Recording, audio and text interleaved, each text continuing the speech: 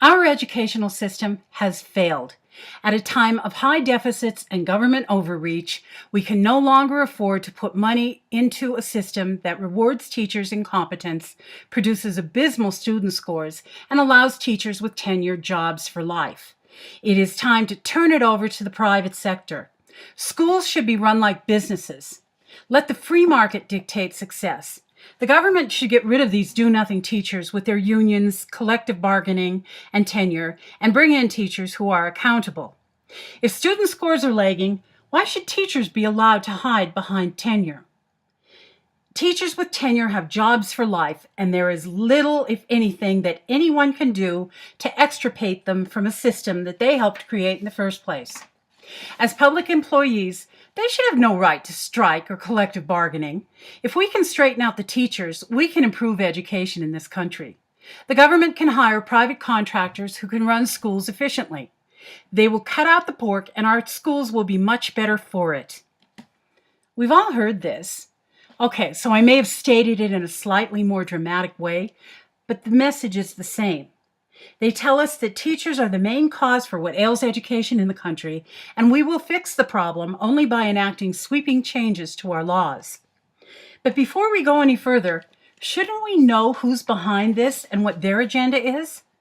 The driving force behind educational reform and many other so-called reforms in the country is a group called ALEC, which is an acronym for the American Legislative Exchange Council. They call themselves a nonpartisan lobby, but that isn't true. In reality, they're a corporate front group. Many of the biggest corporations in the country fund them, including Koch Industries, Pfizer, AT&T, Exxon, and Walmart, to name just a few. Their fingerprints are all over legislation throughout the country. They write so-called model legislation, introduce it, and pass it in state houses with little or no debate.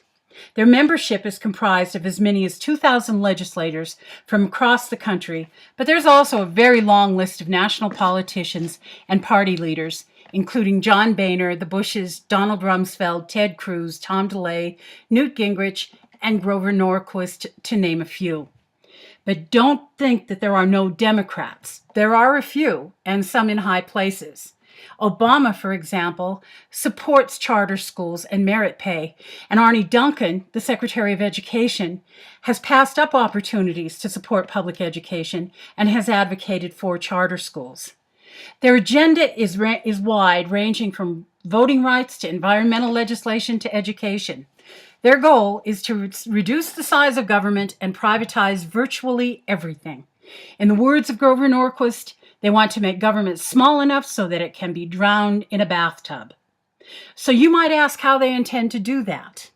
As already alluded to, they want to privatize education and get rid of collective bargaining and tenure. They want charter schools to replace public schools. They're split on No Child Left Behind. Initially, they supported it, but now there's a little dissent. Many support Common Core. Their impact has already been felt in states like Indiana, where Governor Mitch Daniels signed into law bills that limit collective bargaining in wages and benefits and linked teacher performance to student test scores. They've also expanded school vouchers and increased the number of charter schools. Parents can now petition for their schools to become charter schools. In Wisconsin, Governor Scott Walker and the Republican legislature forced legislation through that would essentially destroy teachers' collective bargaining rights, along with other ALEC-inspired laws. Now, many of these were stricken down by the courts, but Walker intends to slip them back into appropriations bills in upcoming budgets. There's even an attempt to grant teacher licenses to people with no educational background. These attempts to undermine and destroy the work the teachers have fought for over the last century are threatening public education and teacher progress. The Wagner Act, which granted workers the right to organize and collectively bargain, is on their list of targets, but since Wagner didn't apply to public employees, states pass laws that allow collective bargaining. Collective bargaining takes place on a variety of issues, ranging from wages to length of school days and working conditions.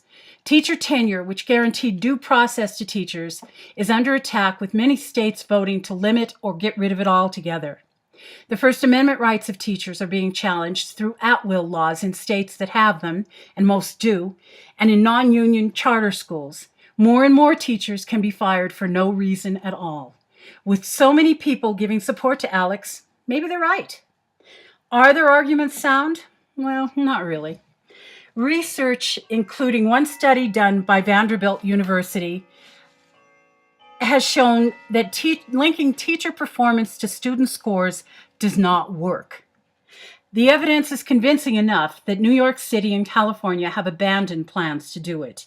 The National Academy of Sciences and others have warned of the damaging consequences of merit pay. And what effect will getting rid of tenure laws have on the profession? Tenure, which is not a lifetime guarantee of employment, was one benefit for a job that was already underpaid and difficult. More and more teachers will find themselves in the same position as people like Brooke Harris. If Billy's rich parents are unhappy about his grades, they can use their connections with school board members to have his teacher fired, and there is nothing his teacher can do about it. If a school board member doesn't like a teacher, for whatever reason, the teacher can be fired. If a teacher is teaching a controversial subject, she can be fired. If Alec is successful, teachers will have few, if any, rights. Setting aside the obvious unfairness of this, what effect will it have on students? Well, they won't be taught anything controversial, for starters. So much for evolution and climate change in any aspect of history that the corporate-run board doesn't like. How many people will be drawn to teaching in a climate like this? In a profession where so many people already leave after a short period, how many more will leave? And what effect will that have on educational results? And it isn't as if there haven't been successful public school initiatives. In New Jersey, a program called Abbott was put in place. The idea was that if the inequities in education were gotten rid of, students in poor districts would perform as well as those in wealthy ones. And it worked. New Jersey schools scored in the top 5 in the country in every subject and every grade tested by the NAEP. The achievement gap was narrowed, and they had the highest overall graduation rate in the country, among other things. But then Chris Christie was elected. He made draconian cuts to education in the state based on his contention that New Jersey spends too much money on education. So what did he do with the savings? Well, he gave it in tax cuts to the wealthiest people in the state because, as everyone knows, wealthy people pay too many taxes.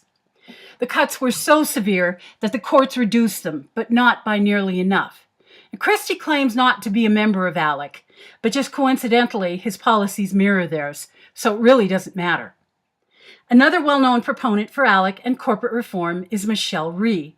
Rhee was brought into the D.C. school district because she would clean house and raise the scores of Washington's underperforming students. Rhee practically dismantled tenure, fired principals, teachers, anyone who got in her way. She offered merit pay to teachers who could raise student scores. So what happened? Well, according to her, scores went up and graduation rates rose. But a closer examination of the scores and rates reveals another story.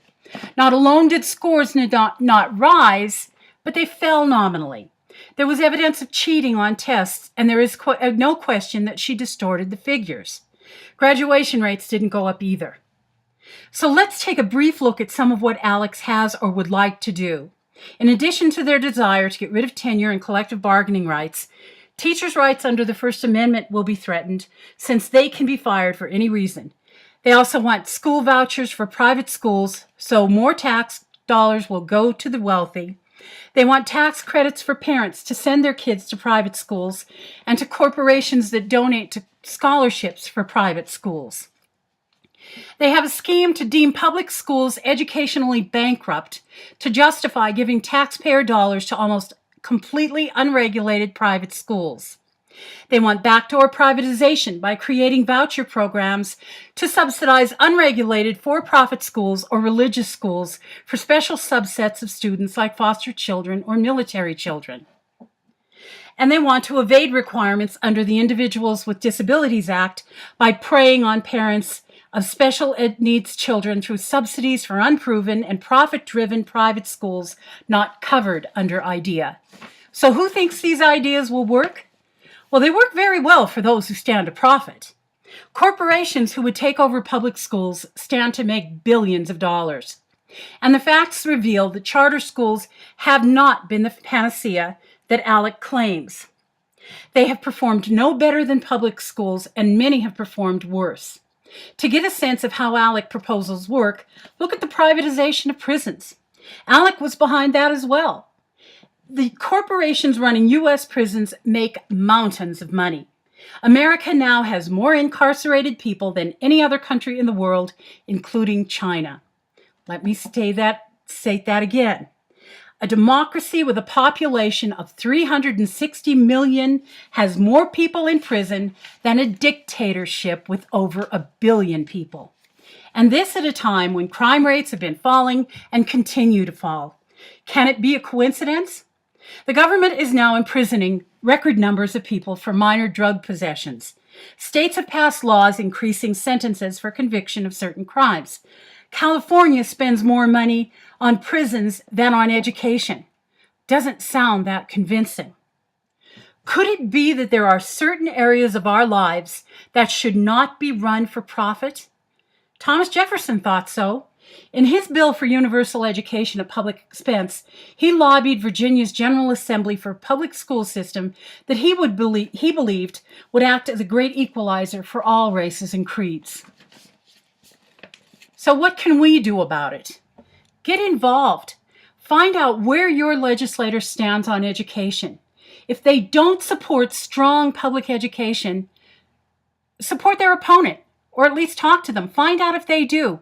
Run for the legislature yourself. Educate yourself and educate your friends. Talk to the governor. Make sure that that person is on board. Go to school board meetings and stay abreast of what's happening in your community. And support teachers. Of course, there are bad apples, but most teachers are hardworking people who take money out of their own pockets to support their students. I know this. I'm a substitute teacher and I have seen it.